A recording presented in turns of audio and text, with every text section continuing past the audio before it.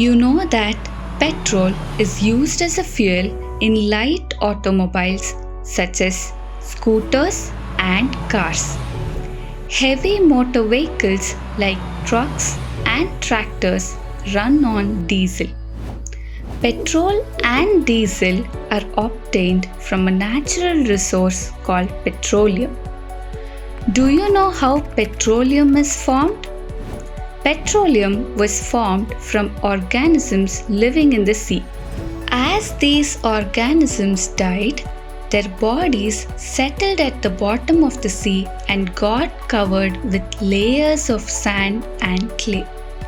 Over millions of years, absence of air, high temperature, and high pressure transformed the dead organisms into petroleum and natural gas.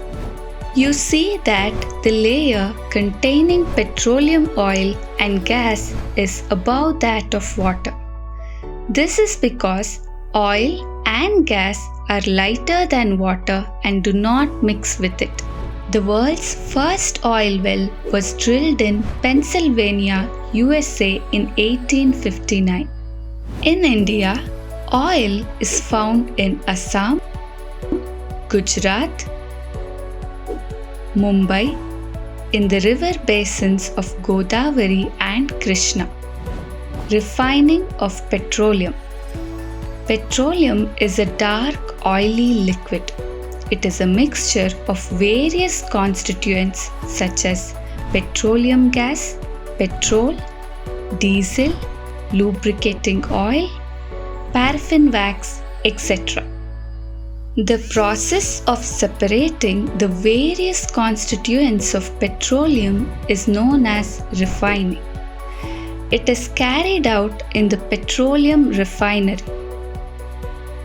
Many useful substances are obtained from petroleum and natural gas. These are termed as petrochemicals.